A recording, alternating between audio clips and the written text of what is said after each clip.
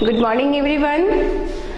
Welcome in our residential DAPS online classes. I am Sunaina, your Hindi teacher for class 5. Today we will start your lesson 3 मिस्र की यात्रा. आज हम लोग देखेंगे आपका चैप्टर 3 मिस्र की यात्रा. तो चैप्टर के नेम से ही लग रहा है कि हम आज कहाँ के बारे में पढ़ने वाले हैं. मिस्र के बारे में, है ना. मिस्र नाम तो हम लोग सुने भी है ना. मिस्र में ही इजिप्ट है. चलिए तो जानते हैं. सबसे पहले ये जो लेसन है ये इसमें पत्र के माध्यम से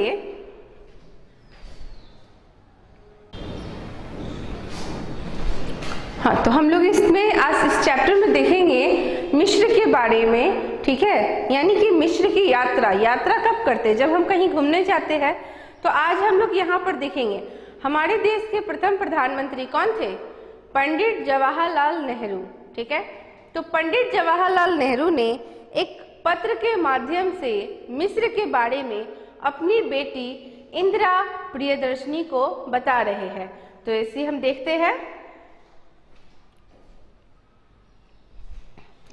देखिए, और ये लेटर कब वो लिखते हैं, हमारे जो प्रधानमंत्री है पंडित जवाहरलाल नेहरू, ये पत्र वो उन दिनों लिखते हैं जब क्रांतिकारी हमारे देश को आज़ाद कराने का प्रयत्न कर रहे थे. और उसी क्रम में हमारे देश के जो प्रथम प्रधानमंत्री पंडित जवाहरलाल नेहरू थे उन्हें जेल जाना पड़ा था.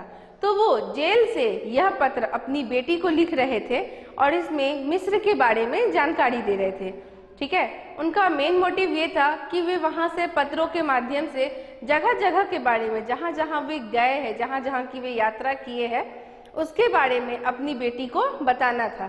तो आज हम लोग उसी में मिस्र का देखेंगे. प्रिय इंदिरा, जब तुम मेरे साथ रहती थी तो अक्सर मुझसे बहुत सी बातें पूछा करती थी.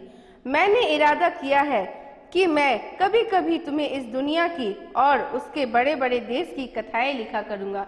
देखो, कोई भी चीज़ अगर हम लोग को नहीं पता रहता तो हमें भी बहुत क्यूरियोसिटी होता है कि हम उस चीज़ को जाने, वो चीज़ क्या है, वहाँ पे ऐसा क्यों हुआ. और अगर हम लोग कहीं चले जाए घूमने के लिए तो वहाँ पे हमको जो वहाँ के वेशभूषा है, वहाँ का रहन सहन है, हमारे यहाँ से क्या हो जाता है, भिन्न अलग अलग टाइप का हम देखते हैं. तो और ज़्यादा क्यूरियोसिटी बढ़ जाता है कि यहाँ के लोग किस तरह से जीवन यापन करते हैं, कैसे रहते हैं, क्या करते हैं. तो उसी तरह इंदिरा गांधी भी अपने पिता से क्या करती है, हमेशा पूछते रहती थी. उनमें भी बहुत जिज्ञासा था नई नई चीज़ों को जानने का. पुराने जमाने में शहरों और गांवों में किस तरह के लोग रहते थे, उनका हाल उनके बनाए हुए बड़े बड़े मकान और इमारतों से मालूम होता है. सही में अगर अभी हम लोग अपना हिस्ट्री पढ़ते हैं तो उसमें हम लोग क्या पढ़ते हैं, पुराने समय के बारे में पढ़ते हैं. तो पुराने समय के बारे में हम क्या देखते हैं वहाँ पे कि पहले के लोगों का घर कैसा था, वे क्या खाते थे, कैसे खेती करते थे. इन सब चीज़ों के बारे में जानकारी हमें कहाँ से मिलता है, इन्हीं सब चीज़ों से मिलता है. उन पत्थरों की तख्तियों की लिखावट से भी मालूम होता है कि जो वे छोड़ गए हैं, इसके अतिरिक्त बहुत पुरानी किताबें भी हैं जिनसे उस समय के बारे में ज्ञात होता है. अब हम आज से अगर हमको 100 साल पहले का जानना है तो हम क्या करते हैं, किताब का सहारा लेते हैं. क्यों? क्योंकि उतने पुराने तो कोई व्यक्ति जीवित नहीं होंगे जो हमें वहाँ उस टाइम की सारी बातें बताएंगे. तो क्या देखते हैं, जो पुराने मकान हो गए या फिर पत्थरों पर, पहाड़ों पर जो उनकी हस्तलिपि लिखी हुई रहती है, उनसे हमें जानकारी मिलती है ना. वो लोग भी जानते थे कि हमारे समय में क्या हो रहा है. इस चीज़ को बचा के रखने के लिए वो लोग भी क्या करते थे, हस्तलिपि लिख करके छोड़ देते थे ताकि आगे फ्यूचर में जो जनरेशन आएगा वो इसके बारे में जान सकेंगे. मिस्र में अब भी बड़ी बड़ी मीनारें और स्फिंक्स मौजूद है. लक्सर और दूसरी जगहों में भव्य मंदिर के खंडर नजर आते हैं. लक्सर वहाँ एक प्लेस है मिस्र में, और उसके जैसा और भी प्लेस है लक्सर के जैसा ही, जहाँ पे आज भी बहुत बड़े बड़े मंदिर हैं. और ये मंदिर खंडर हो गए हैं, मतलब लोग वहाँ नहीं जाते होंगे या फिर युद्ध वगैरह में वो टूट फूट गए होंगे, है ना, प्राकृतिक आपदाओं में टूट गए होंगे, तो वो क्या हो गए हैं, खंडर टाइप के हो गए हैं. लेकिन अभी भी मौजूद है. अगर जाते हैं, देखते हैं तो पता चलता है कि ये आर्ट जो कारीगरी किया हुआ है, ये जो बनाया गया हुआ है, ये काफ़ी पुराना है. है ना, तुमने इन्हें देखा नहीं है, लेकिन जिस वक्त हम स्वेज नहर से गुजर रहे थे वे हमसे दूर नहीं थे। यानी कि हमारे जो प्रधानमंत्री है वे गए थे मिस्र, है ना, और स्वेज नहर कहाँ है? मिस्र में ही है, इजिप्ट में, है ना। तो ये जब वहां से गुजर रहे थे स्वेज नहर से, तो उसी के पास में वैसे वैसे मंदिर यानी कि लक्सर जो अभी सुने हैं हम लोग जगह, वो वहीं पर था, उसके पास में ही था। शायद तुम्हारे पास उनकी तस्वीरों के पोस्ट कार्ड मौजूद होंगे, है ना। पुराने समय में लोग क्या करते थे, कहीं जाते थे घूमने के लिए तो वहां की तस्वीरें निकाल लेते थे, कुछ यादें संजो के रखने के लिए कि हाँ चलो हमने कभी मिस्र गया था, ये वहां की तस्वीरें हैं। स्फिंक्स, अब एक वर्ड आया था, स्फिंक्स क्या होता है?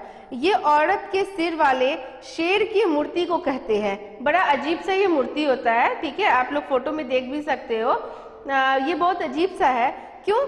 इसके बारे में लोग कुछ अब बहुत तरह तरह की अटकलें लग रही है, अंदाजा लगाया जा रहा है। ये तो सिर्फ अभी स्टेच्यू है, वहां पे लोग समझ तो पा नहीं रहे क्या है, तो सब लोग अलग अलग बातें करते हैं उस मूर्ति के बारे में। अब देखो ये मूर्ति कैसी है, इसका डीएल डॉल बहुत बड़ा है। किसी को यह नहीं मालूम कि यह मूर्ति क्यों बनाई गई है। उस औरत के चेहरे पर एक अजीब मुरझाई हुई मुस्कुराहट है। किसी को समझ में नहीं आता कि वह इस तरह क्यों मुस्कुरा रही है ना। तुम तो जान ही गई होगी कि आज मैं तुम्हें मिस्र देश के बारे में बताने वाला हूँ। इतना बात लिखते हुए प्रधानमंत्री ने यह भी लिखा कि तुम तो समझ ही गई होगी हम यहाँ की कहाँ की बातें कर रहे हैं। अब देखो स्वेज नहर की बात की तो स्वेज नहर कहाँ है? मिस्र में है, तो इससे तो वो समझ सकती है ना कि वो कहाँ की बातें हो रही है, मिस्र की। मिस्र में बनी मीनारें बहुत लंबी चौड़ी होती है। अब देखो मिस्र में जो मीनार बनाते हैं, हमारे यहाँ भी है कुतुब मीनार, चार मीनार, लेकिन मिस्र में जो मीनारें होती है ना वो बहुत ही लंबी चौड़ी होती है। वास्तव में मिस्र के पुराने बादशाह के मकबरे हैं जिन्हें फिरउन कहते हैं। अगर कभी पूछ दिया जाए कि फिरउन किसे कहते हैं तो समझ लो कि वहां पर जो बादशाह के मकबरे होते हैं ना, मकबरे तो समझते होंगे, राजा लोग जब मर जाते हैं तो उनके लिए जो कब्र बनाया जाता है वही है उनका मकबरा। उन्हें क्या कहते हैं? फिरउन कहते हैं वे लोग। तुम्हें याद है कि तुमने लंदन के अजायब घर में मिस्र की मम्मी देखी थी। अब मम्मी वो वाली मम्मी नहीं सोचना जो हम लोग के घर में होती है, ये दूसरी मम्मी है, ठीक है। मम्मी किसी आदमी या जानवर के मृत शरीर को कहते हैं। देखो यहाँ पे क्या बताया गया, मम्मी जो है ये क्या है? कोई भी एनिमल्स हो या ह्यूमंस हो, उनके जो डेड बॉडी होंगे ना उनको बोलते हैं मम्मी। जिसमें कुछ ऐसे तेल और मसाले लगा दिए जाते हैं ताकि वह सड़ ना जाए। बादशाहों को मरने के बाद मम्मी बना दिया जाता था और उन्हें बड़ी बड़ी मीनारों में रख दिया जाता था। अब देखो वहां पे समझे कि मिस्र में इतनी बड़ी बड़ी मीनारें क्यों थी? हर मीनार में क्या होती थी?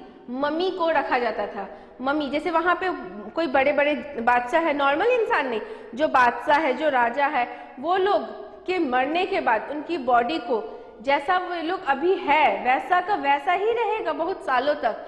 तो उसके लिए एक अलग प्रकार का उसमें ऑयल लगाया जाता था, एक अलग प्रकार का मसाला लगाया जाता था, जिससे कि वो ज्यादा से ज्यादा दिन तक उनका बॉडी जैसा अभी रखे हैं वैसा का वैसा ही रहेगा, है ना। उनके पास सोने और चांदी के गहने, सजावट की चीजें और खाने की वस्तुएं भी रख देते थे, क्योंकि लोग ये मानते थे कि मरने के बाद भी उन्हें खाने की आवश्यकता होगी, है ना। 2-3 साल तक कुछ लोगों ने इनमें से एक मीनार के अंदर एक बादशाह की मम्मी पाई जिसका नाम तूतनखामीन था। क्या नाम था? तूतनखामीन। उसके पास बहुत सी खूबसूरत और कीमती चीजें रखी हुई मिली। तब लोगों को पता चला कि वहां पे लोग मम्मी को कैसे बना के रखते थे और क्यों बना के रखते थे। उस जमाने में मिस्र में खेतों को सींचने के लिए अच्छी अच्छी नहर, झील बनाई जाती थी। हाँ, अभी भी लोग खेतों को सींचने के लिए इन सब चीजों का यूज तो करते ही हैं। मैरी डू नाम की झील खास तौर पर मशहूर थी। अब देखो कभी पूछ दे मैरी डू कहाँ पर है तो याद रखना कि मैरी डू मिस्र में है।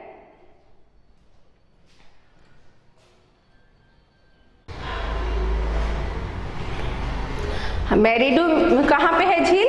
यह मिस्र में है, ठीक है। इस झील की खास तौर पे वहां की क्या थी? मशहूर थी। इसमें मालूम होता है कि पुराने जमाने के मिस्र के रहने वाले कितने होशियार थे, है ना। मतलब उनके पास क्या क्या टेक्निक थी। वो लोग सोचो डेड बॉडी को भी सड़ने नहीं देते थे, है ना। कुछ टेक्निक था उनके पास, तभी तो वो लोग यूज कर पाते थे इस चीजों को। और उन्हें कितनी तरक्की की थी, इन नहरों, झीलों और बड़ी बड़ी मीनारों को अच्छे अच्छे इंजीनियरों ने बनाया था उस टाइम, पुराने समय में।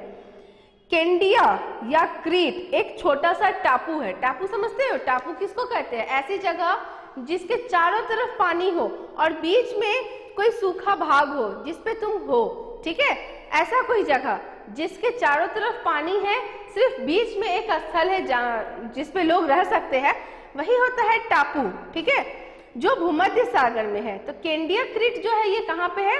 भूमध्य सागर में। हम उस टापू के पास से होकर निकले थे। उस टापू में पुराने जमाने में बहुत अच्छी सभ्यता पाई जाती थी।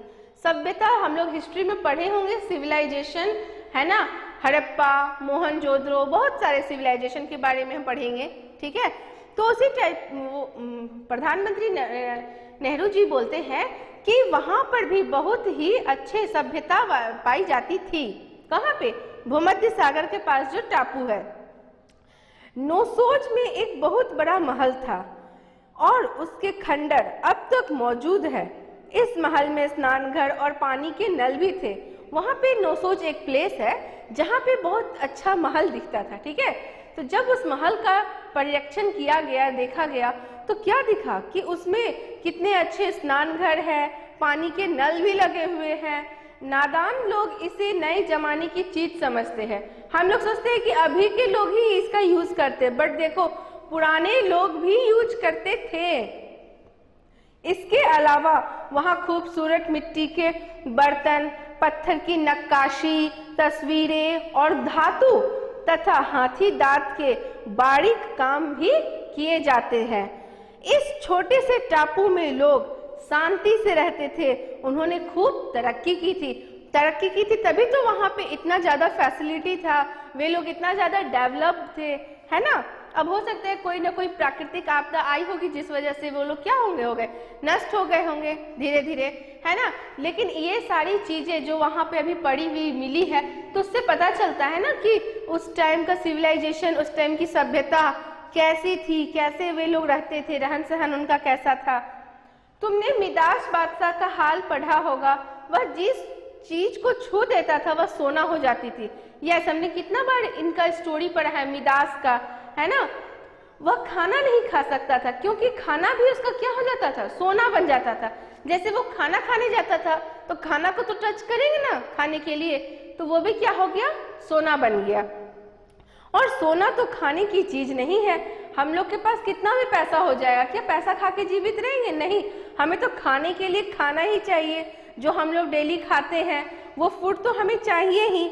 उसके लालच की उसे यह सजा दी गई थी। यह है तो एक मजेदार कहानी, लेकिन इसमें हमें मालूम होता है कि सोना इतनी अच्छी और लाभदायक चीज भी नहीं है जितना लोग उसे सोचते हैं। क्रीट के सभी राजा मिदास कहलाते थे और यह कहानी उन्हीं में से किसी एक राजा की होगी। जो क्रीट, अभी मैंने बताया कि एक टापू है केंडिया, उसको क्रीट भी बोलते थे ना, तो क्रीट में ही एक राजा था मिदास, उसी के बारे में ये एक स्टोरी था।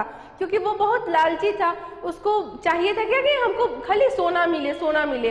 और भगवान जी तब उसको क्या किए, लो तुम जो भी चीज छुओगे सोना हो जाएगा। तब उसके बाद क्या हुआ, वो खाना भी नहीं खा सकता था, तो उसके लिए तो क्या हो गया, दिक्कत हो गया ना। तो यही चीज होता है कि हमें हर चीज के लिए ज्यादा लाभ नहीं दिखाना चाहिए, जितना है उसी में संतोष करना चाहिए। कोई भी चीज चाहे पैसा ही क्यों नहीं हो, ज्यादा पैसा ही मिल जाएगा तो हम उसे खा नहीं सकेंगे, है ना। जो खाने के लिए जो हमें चाहिए वो तो हमें चाहिए ही। तो यहाँ पर नेहरू जी ने अपना चिट्ठी को लास्ट किया, लास्ट में तुम्हारे पिता जवाहरलाल नेहरू लिख करके, और ये पत्र उन्होंने नैनी जेल 1930 में लिखा था। किस जेल से? नैनी जेल से लिखा था। कब? 1930 ईस्वी में लिखा था, ठीक है। तो आज हमने ये देखा मिस्र की यात्रा, जो हमारे प्रधानमंत्री ने अपनी बेटी को लिखा था।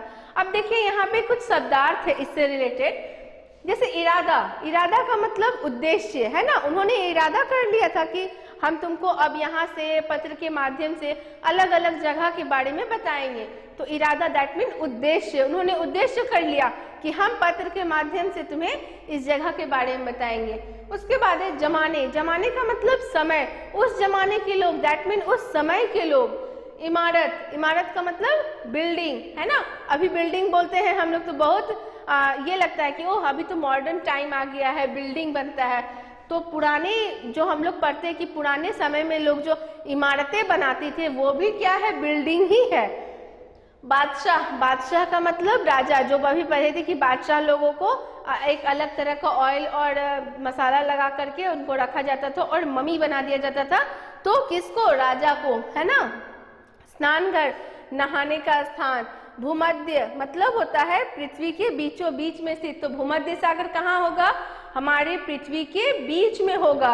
अब है मम्मी, मम्मी का मतलब होता है मृत शरीर जिसे विशेष रसायनों से लपेट कर रखा जाता है, जिससे कि वो जैसे का जैसे अभी रखे हैं वैसे ही कुछ सालों तक वैसे की वैसे ही पड़ी रहती हैं, है ना।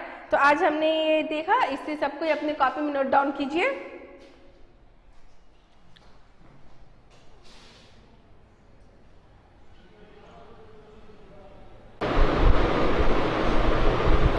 Okay, let we start here question answers. Number 1 का नंबर है, भारत के प्रथम प्रधानमंत्री कौन थे? तो भारत के प्रथम प्रधानमंत्री पंडित जवाहरलाल नेहरू थे। अगला क्वेश्चन है, नेहरू जी ने यह पत्र क्यों लिखा? अपनी पुत्री को मिस्र के बारे में बताने के लिए लिखा। नेक्स्ट क्वेश्चन, स्वेज नहर कहाँ है? स्वेज नहर मिस्र में है। तो please note it in your fair copy.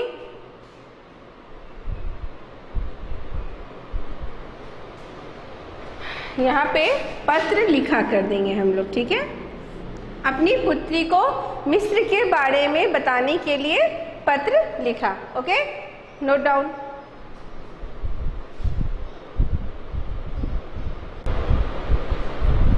अब हम यहाँ पे देखेंगे 1 नंबर के बाद हमारा नंबर 2 और नंबर 3 जो है ये आपको अपने से करना है, ठीक है। नंबर 2 है सही कथन पे सही और गलत कथन पे गलत का निशान लगाए, तो ये आपको अपने से बनाना है। 3 नंबर जो है ये ऑब्जेक्टिव क्वेश्चन है, ये भी आपको अपने से करना है। नंबर 4 जो क्वेश्चन आंसर्स है, देखिए सबसे का नंबर, स्फिंक्स की क्या विशेषता थी?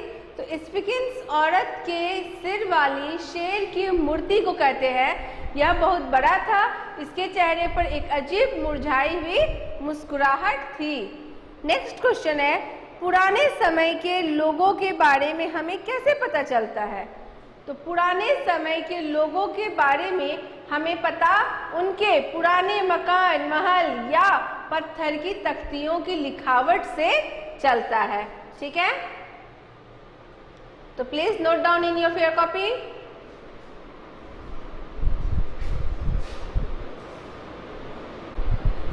अब हम लोग यहाँ पे ग नंबर देखेंगे। नंबर ग, फिर उन किसे कहते हैं? तो देखो मिस्र के पुराने बादशाहों के मकबरे को फिर उन कहते हैं, ठीक है।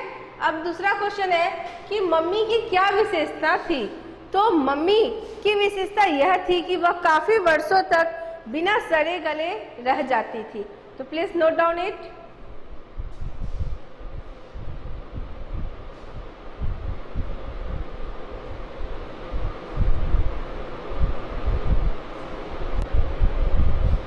Next question number 5।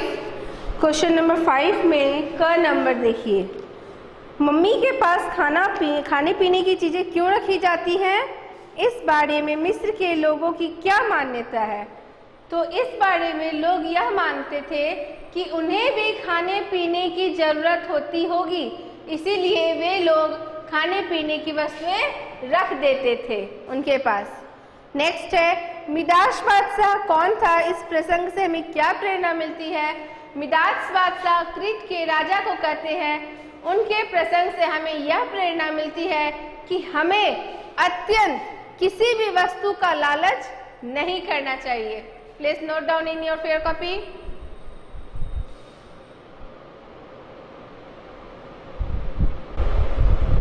तो देखिए अब हमारा लास्ट क्वेश्चन है ग नंबर। इसमें क्वेश्चन है, नेहरू जी ने इंदिरा को किस टापू के बारे में बताया और क्या? तो नेहरू जी ने इंदिरा को केंडिया टापू के बारे में बताया था। यह भूमध्य सागर में है। यहाँ बहुत अच्छी सभ्यता पाई जाती थी। यहाँ के लोग अधिक विकसित थे। तो ये बात किसने बताई थी? नेहरू जी ने अपनी बेटी इंदिरा को बताई थी, केंडिया। ठीक है, तो आज हमारा ये चैप्टर मिस्र की यात्रा खत्म हो गई है।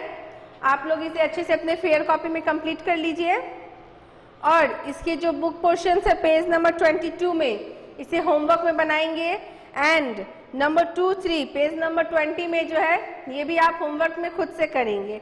ठीक है, तो इसे अच्छे से कर लीजिए कंप्लीट अपने फेयर कॉपी में। Thank you.